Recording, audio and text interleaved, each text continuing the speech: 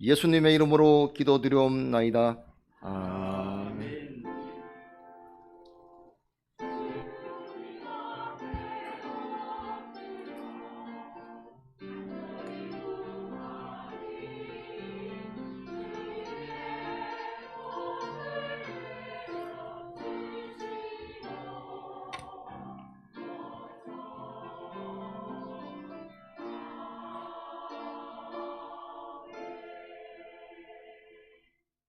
하나님 말씀 구약성경 창세기 27장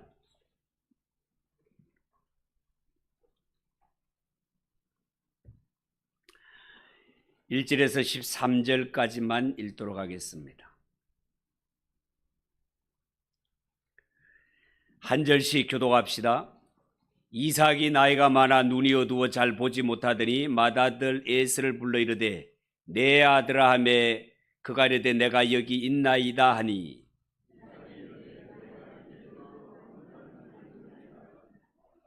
그런즉 내 기구 곧 화살통과 활을 가지고 들에 가서 나를 위하여 사냥하여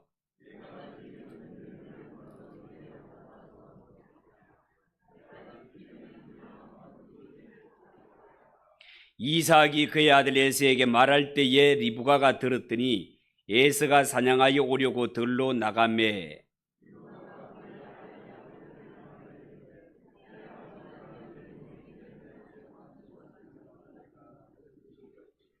나를 위하여 사냥하여 가져다가 별미를 만들어 내가 먹게 하여 죽기 전에 여호와 앞에서 네게 축복하려 하라 하셨으니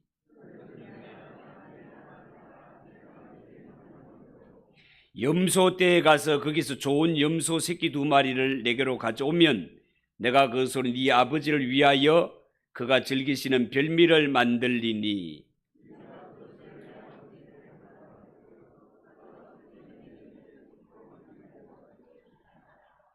야곱이 그 어머니 리브가에게 이르되 내 형 에서는 틀이 많은 사람이요 나는 매끈매끈한 사람인즉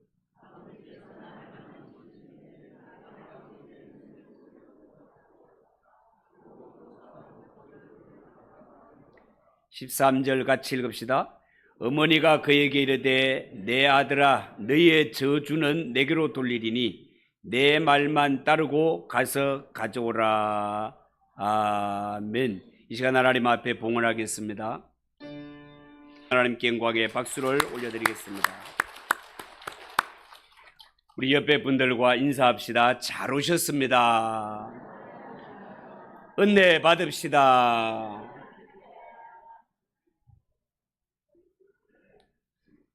자, 오늘 읽은 이 말씀을 가지고 이삭의 축복권 쟁탈전이라는 제목으로 말씀을 전하겠습니다.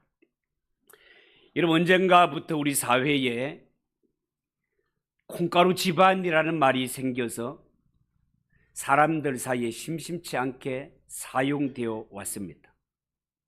콩가루 집안, 별로 좋은 뜻은 아닌 것 같습니다.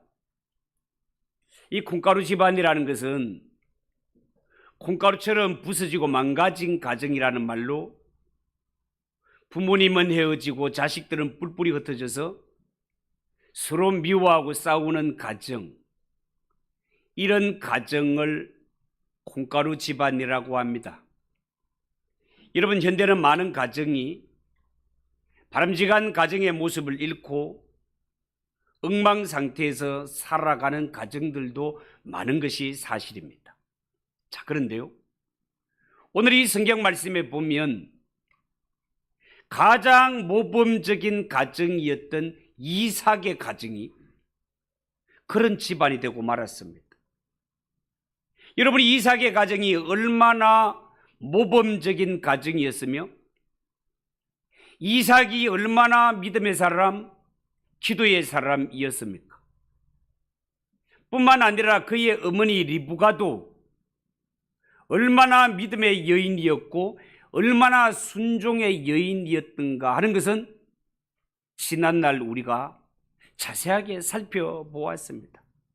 자, 그렇다면 이런 부모님 밑에서 자란 에서와 야곱은 참으로 행복한 가정생활을 해야 마땅하지 않겠습니까? 그런데요, 그렇게 믿음이 좋고 행복한 가정이었던 이삭의 가정이 그야말로 콩가루 집안이 되고 말았습니다. 여러분, 이 아브라함의 가정, 그리고 그의 아들인 이삭의 가정, 이 가정은 하나님께서 장차 만복의 근원이 되도록 하기 위해서 하나님이 친히 선택한 가정 아닙니까? 이 가정을 통해서, 이들을 통해서 앞으로 이 땅에 메시아가 태어나도록 섭리한 가정 아닙니까? 그런데 어떻게 이렇게 거룩하고 이렇게 복된 가정이어야 할 이삭의 가정이 콩가루 집안이 되고 말았을까? 여러분, 오늘 이 성경에 보면 이삭의 축복을 두고 쌍둥이 형제인 에서와 야곱이 치열한 싸움을 벌이는 것을 보게 됩니다. 엄격히 말하자면 형인 에서가 어머니와 동생의 농간에 속아서 아버지의 축복을 빼앗기는 장면이 기록이 되고 있습니다. 우리가 이 본문을 통해서 생각해 보아야 할 것은 이삭의 축복, 이 아버지의 축복이 도대체 뭐길래 아내가 남편을 속이고 동생이 형을 속여가면서까지 이 아버지의 축복을 쟁취하려고 했던 것인가 하는 것입니다. 그리고 아니, 형제 사이에 이런 식으로 아버지를 속여가면서 축복을 받았다고 한들 그 축복이 도대체 유효한 것인가? 이런 의문이 우리에게 들 수 있습니다. 자, 오늘 이 성경을 살펴볼 때 먼저 우리가 생각할 것은 이 아브라함의 가정, 이삭의 가정, 이 아버지가 하는 축복 속에는 하나님의 약속, 하나님의 언약이 담겨 있다라는 겁니다. 여러분, 그동안 우리가 아브라함의 집을 보았지만 이 아브라함의 가정은 보통 집안이 아니라 하나님의 약속, 하나님의 언약을 간직하고 하나님의 언약을 이루어가는 가정이었습니다. 하나님이 이 가정에 주신 약속은 하나님께서 그들의 후손을 축복해서 아주 큰 민족이 되게 할 것이며 이들에게 가나안 땅을 선물로 주셔서 이들을 통하여 하나님의 나라를 세우게 하겠다는 것입니다. 하나님은 아브라함이 어렸을 때 저 우상을 섬기던 갈대아 우르 땅에서 불러내실 때 이미 이 약속을 가지고 불러내셨단 말이죠. 자, 그런데 하나님의 이 약속은 아브라함 때에 성취되지 않았고 자동적으로 그의 아들인 이삭에게로 상속될 수밖에 없었습니다. 더 자세하게 말씀을 드리자면 아브라함에게는 아들이 둘 있었죠. 하나는 첩이 낳은 아들 이스마엘이 있었고 하나는 본 부인이 낳은 이삭이 있었습니다. 당시의 법으로 치면 본 부인이 아들을 낳게 되면 첩의 아들에게는 아무런 상속권이 없기 때문에 아브라함의 가정은 첩의 아들인 이스라엘은 쫓아내면 문제될 것이 없었습니다. 그래서 실제로 보았지만 아브라함의 가정은 실제로 이스마엘을 쫓아내었습니다. 자, 그런데 아브라함의 아들 이삭의 가정은 문제가 그리 간단하지 않았습니다. 왜냐하면 이삭의 가정에는 본부인을 통하여서 쌍둥이가 태어났기 때문에 그렇습니다. 여러분, 쌍둥이라 하더라도 본래 법적으로는 형인 에서에게 우선권이 가는 것이 맞습니다. 그런데 중요한 것은요, 에서는 형이면서도 장자이면서도 하나님의 약속에는 별로 관심이 없네. 신령한 일에는 관심이 없습니다. 앞으로 내 후손이 많아지고 가나안 땅을 차지하게 되며 내 후손을 통하여서 하나님의 나라를 세우라는 이 하나님의 신령한 약속에 대해서는 에서가 나 몰라, 나 그런 거 별로야 라고 신경을 쓰지 않는단 말이에요. 에서에게 있어서 가장 큰 관심은 지금 당장 먹고 사는 일이 가장 중요했습니다. 그래서 에서 보세요. 사냥에서 돌아와서 배가 고플 때 야곱이 팥죽 한 그릇을 퍼와서 형, 그 장자의 명분을 나에게 팔아 라고 했을 때 조금도 망설이지 않고 내가 지금 배가 고파 죽겠는데 뭐 형이 다 먹고 장자의 명분이 다 먹고 하면서 그래 이건 너가 져라고 하면서 장자의 명분을 팥죽 한 그릇에 팔아먹고 말아버린 것이 에서였습니다. 에서는 형의 신분을 이렇게 하찮게 여겼지만 몇 초 차이로 늦게 태어난 야곱은 내가 조금 늦게 태어났다는 것으로 평생 동생이 되어서 형이 할 수 있는 일을 할 수 없는 이 사실을 너무 억울해하면서 특별히 이스라엘의 장자는 하나님께 제사를 드리는 특권을 가지고 있단 말이죠. 에서는 하나님 앞에 제사를 드리는 이러한 신령한 일들을 팥죽 한 그릇보다 못하게 여겼는가 하면 야곱은 나는 어떻게 해서라도 하나님께 예배 드리는 자가 되고 싶어. 나는 내가 하나님 앞에 예배 현장에 나갈 거야. 이런 영적인 간절한 마음을 가졌던 자가 동생 야곱이었단 말이죠. 여러분, 성경에 나오는 에서는요, 생각이 깊은 사람이 아니었습니다.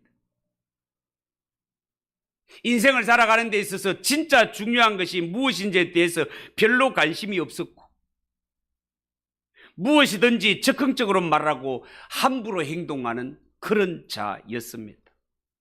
여러분, 하나님의 약속, 하나님의 언약을 간직하고 살아가는 자, 오늘날 예수 믿는 성도, 저 천국을 바라보며 살아가는 자들은 절대로 함부로 말하거나 함부로 행동해서는 안 됩니다.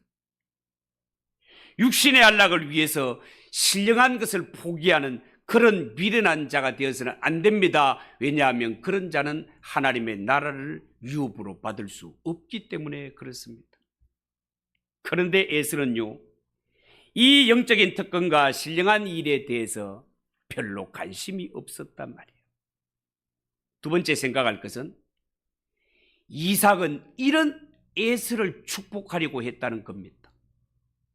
여러분, 오늘 이 성경에 보면 아버지 이삭은 에서를 상속인으로 세우기 위해서 대단한 고집을 부리는 것을 볼 수 있습니다.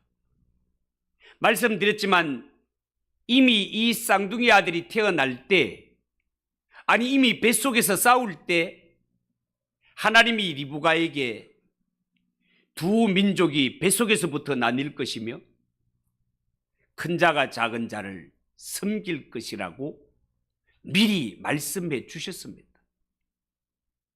여러분, 같은 어머니 뱃속에서 태어났는데 이들은 한 민족이 될 수 없다고 합니다. 어찌 핏줄이 같은데 한 민족이 될 수 없단 말입니까? 여러분, 우리는 여기서 핏줄 외에 다른 조건으로 한 민족이 쪼개지는 것을 보게 됩니다. 그 다른 조건이라는 것이 뭡니까? 바로 하나님을 섬기는 신앙입니다. 여러분, 정말 그렇지 않습니까? 같은 형제, 아무리 친한 친구라 하더라도 신앙이 다르면 물과 기름처럼 완전히 나뉘어질 수 있다라는 거예요. 이미 우리가 살펴보았지만 하나님이 정하신 믿음의 사람은 에서가 아니라 야곱이었습니다. 이것은 이들이 이미 엄마 뱃속에 있을 때부터 하나님이 예고하신 사실입니다. 그럼에도 불구하고 이삭은 지금 하나님의 말씀을 무시하고 자기 생각에 따라 축복권을 에서에게 넘기려고 하는 것을 보고 있단 말이죠. 여러분이 이것은 분명히 이삭이 노년의 판단력이 흐려진 것이고 뭔가 하나님 앞에 잘못하고 있는 것이단 말이에요.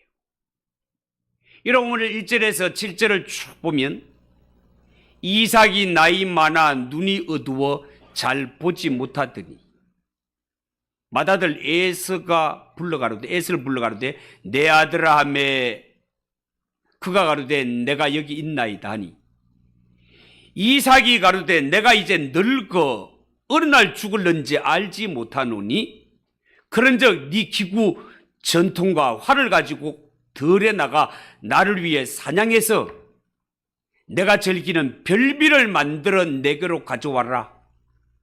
내가 그 별미를 먹고 나서 너를 마음껏 축복하도록 해라.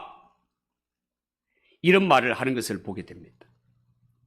여러분과 이 말씀을 보면 이삭이 뭔가 잘못된 점을 가지고 있다는 것을 몇 가지 발견할 수 있습니다. 이삭이 무엇이 잘못되었던가? 자식들을 축복하는 시기가 잘못됐습니다. 오늘 성경에 보면 이삭이 왜 에서를 축복해야 되겠다고 마음을 먹은 것입니까? 갑자기 내가 노년이 되어 시력이 약해졌다는 겁니다. 여러분 1절에 보면 이삭이 나이 많아 눈이 어두워 보지 못하더니 라고 했고 2절에는 내가 이제 늙어 어느 날 죽을는지 알지 못한다 라는 말이 나왔습니다. 그래서 이제 내가 에서가 잡아오는 사냥감으로 별미를 먹고 마음껏 축복해야 되겠다라고 그렇게 마음을 먹었단 말이죠. 자, 그런데 성경을 보면 실제로 이삭은요, 이 축복을 선포하고 난 이후에도 40년을 더 삽니다. 40년들. 여러분 성경에 보면은요, 보통 하나님의 선지자가 후계자에게 축복을 할 때는 정말로 자신의 사역을 마칠 때 마지막에 가서 축복하는 것을 보게 됩니다.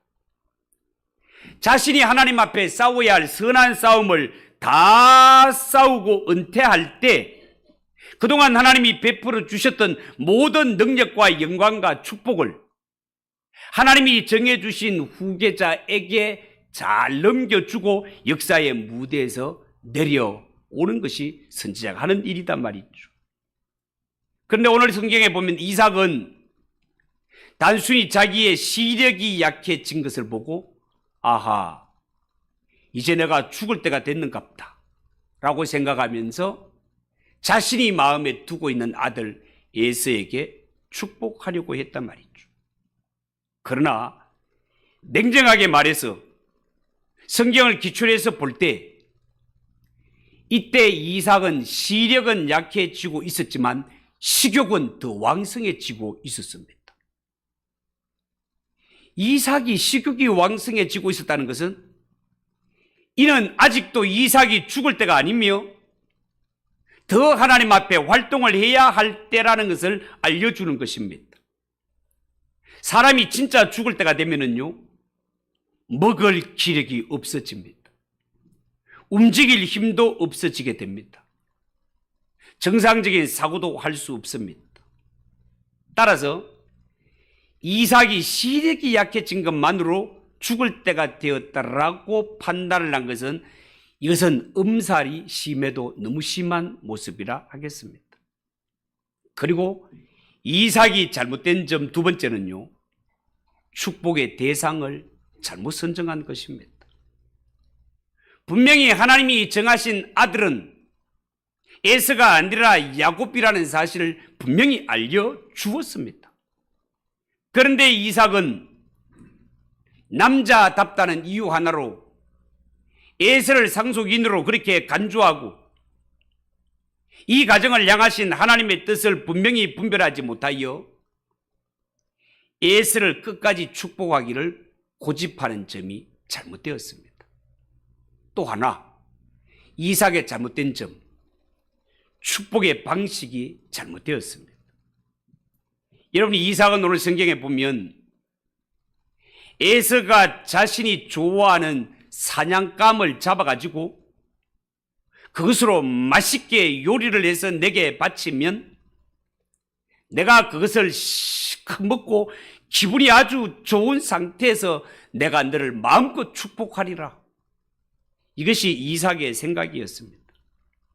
근데 여러분, 하나님의 축복은요, 자신의 모든 영감과 영적인 능력을 하나님의 약속을 이어가는 다음 주자에게 넘겨주는 것이 하나님의 축복입니다.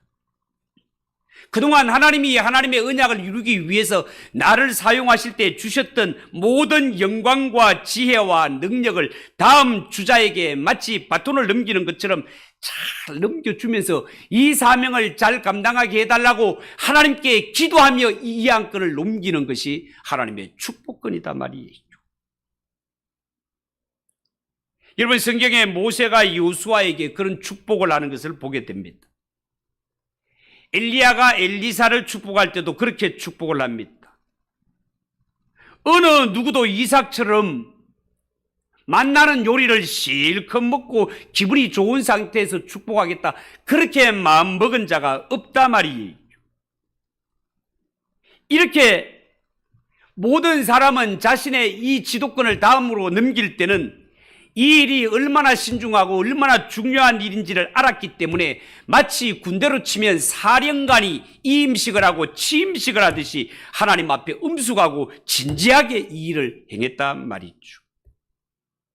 그런데 오늘 성경에 나오는 이삭은 완전히 가나안 방식으로, 세상 사람들의 방식으로 하나님의 축복을 이양해 주려고 하는 이러한 시도를 하고 있는 것을 봅니다. 잘못된 것입니다. 왜 이삭은 이렇게 하려고 하는 걸까요? 그것은 그동안 이 이삭의 신앙 안에 가나안의 요소, 세상적인 요소가 많이 들어왔다는 것을 반증하고 있습니다. 이삭은 지금 자기에게 가나안의 축복의 원리가 들어왔다는 사실을 전혀 눈치채지 못하고 있는 거예요. 그래서 가장 중요한 하나님의 축복권을 이양하는 이러한 상태에 하나님께 묻지 않고 기도하지 않고 자기 멋대로 행하고 있는 것을 보게 됩니다. 이삭이 노년에 시력만 어두워진 것이 아니라 영적인 눈도 함께 어두워진 것을 보게 된단 말이에요. 여러분, 하나님의 축복이라는 것은 지금까지 믿음의 선한 싸움을 싸운 사람이 이제 하나님이 세우신 후계자에게 이 깃발을 물려주면서 남은 이 사역을 선전해 달라고 당부하는 것과 같은 것입니다. 나는 나의 달려갈 길을 다 달렸다. 이제 후로는 의의 면류관이 준비되어 있다. 나는 천국에 가서도 너를 위하여 기도하겠으며 네가 싸워야 할 이 영적인 싸움을 지지하며 응원하겠다.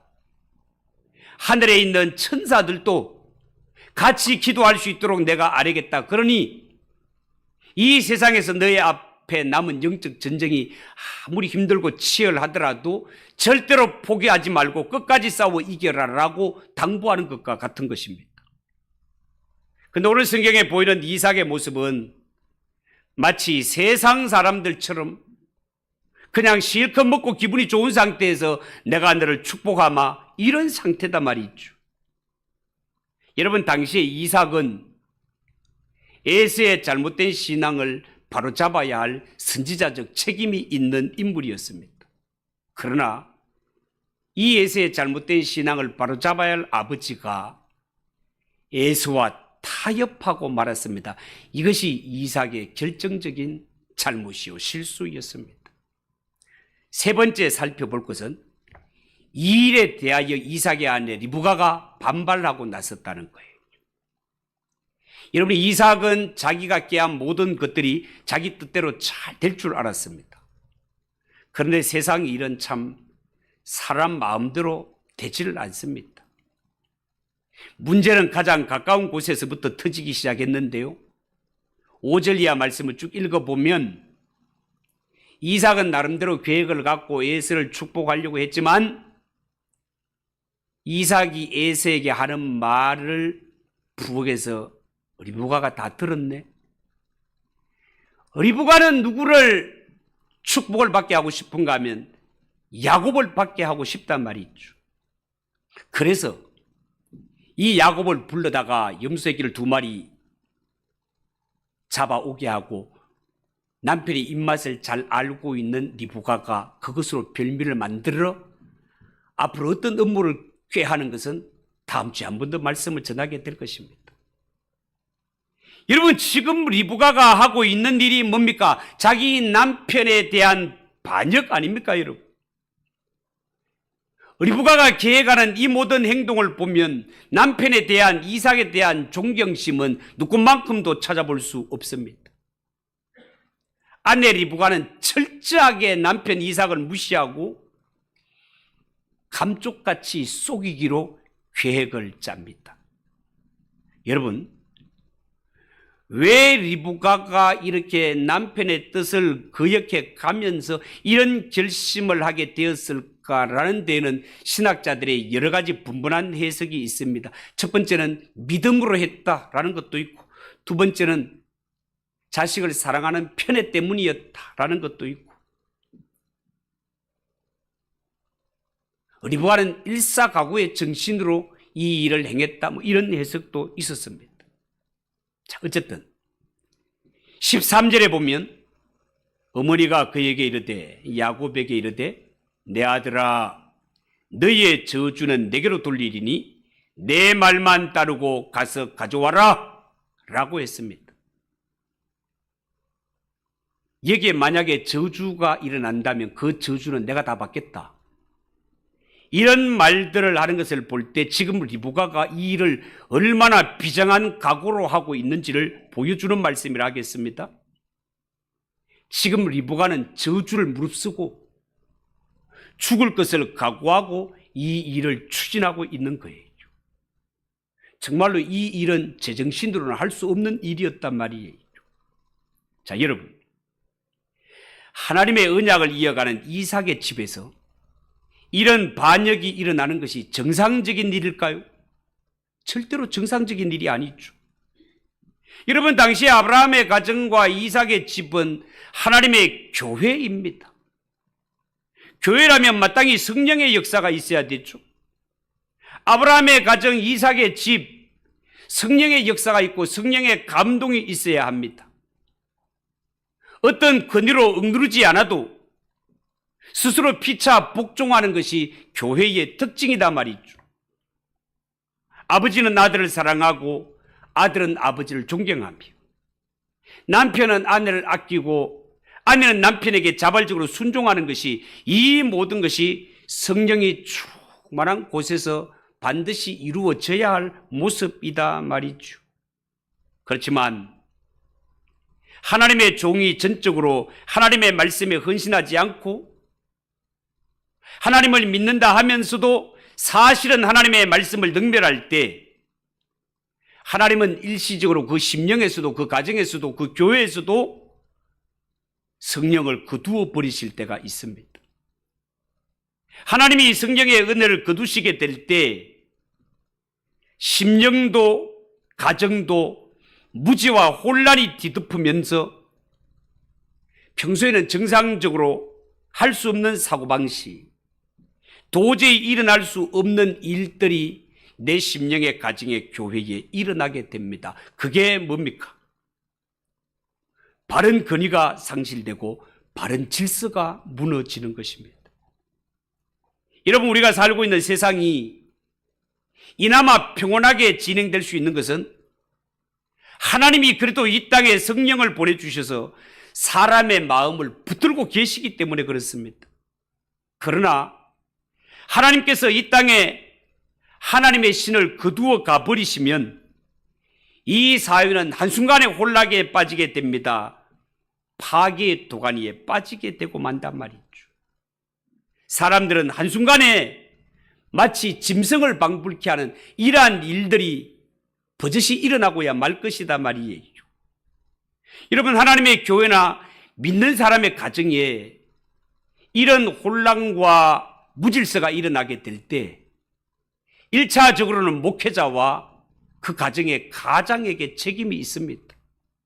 물론 악한 방향으로 사용된 개인에게도 책임이 없는 것은 아닙니다. 실제로 이 성경을 앞으로 자세히 보면 알겠지만 하나님께서는 이 악한 꾀를 꾀한 리브가에게 엄청난 벌을 내리십니다. 그 벌이 뭡니까? 리브가는 살아있는 동안에 다시는 자신이 그렇게 아끼고 사랑했던 야곱을 보지 못하게 되는 일을 겪게 됩니다. 그러므로 사람이 살면서 오늘 리브가가 말했던 너의 저주는 내게로 돌려라. 네가 받을 저주는 내가 다 받을게. 이러한 말들은 함부로 하는 것이 아닙니다. 말은 씨를 심는 것과 같은 것이기 때문에 그렇습니다. 여러분, 가정에서 일어나는 일도 마찬가지입니다. 가정에 분명히 질서가 있건만 아내가 남편을 대하여 너 죽고 나 죽자 하면서 덤벼들면 남편들은 대다수 이 여자가 미쳤나?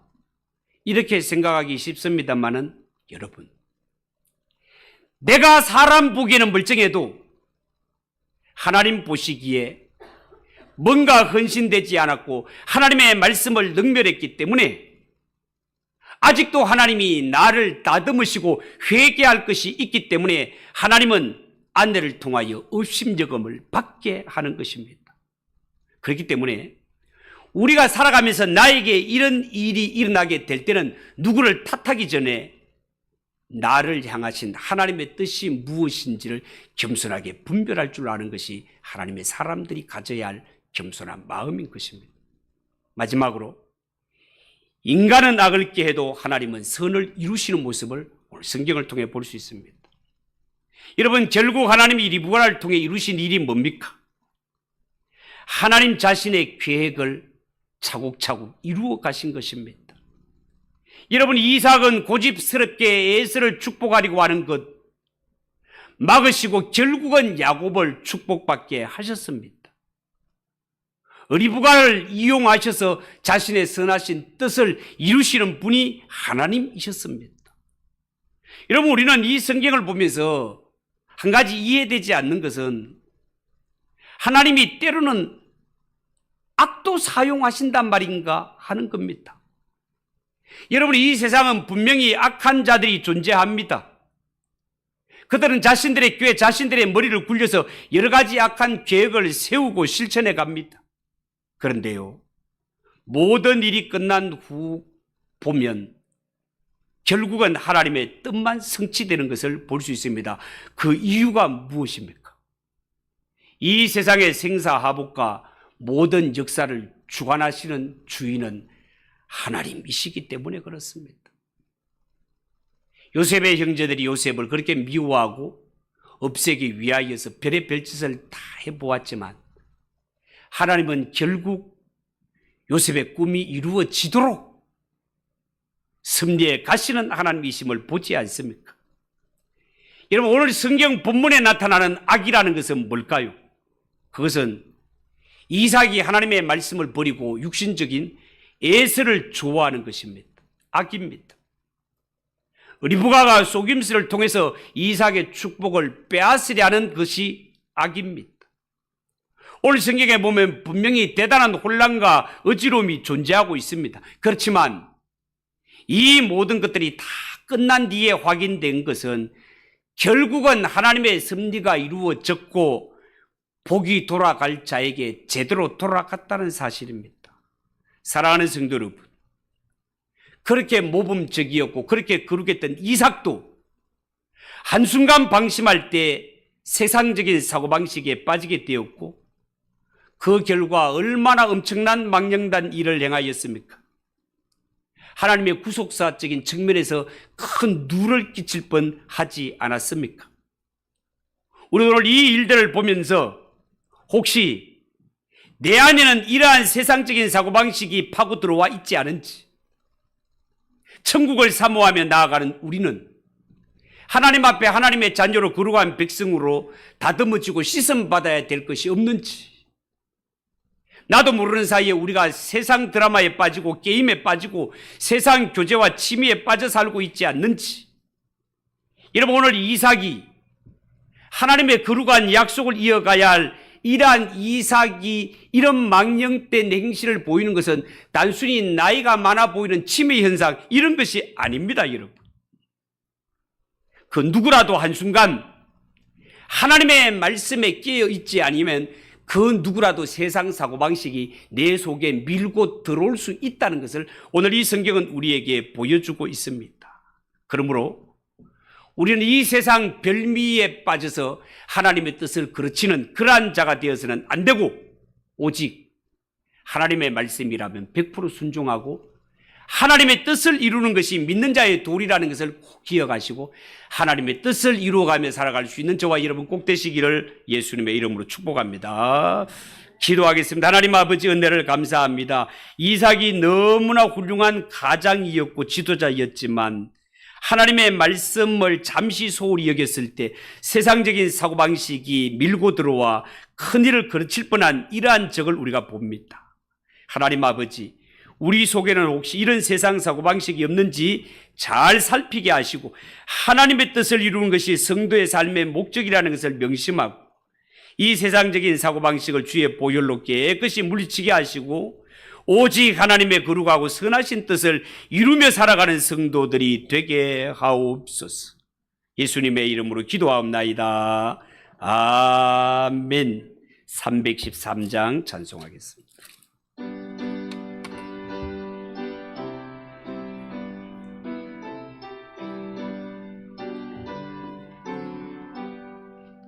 내 임금 예수 내 주여, 이 죄인이 주님 앞에 한없는 은혜 받고서 내 생명 못 드리오니 그 풍성하신 은총을 주 내게 내려주소서.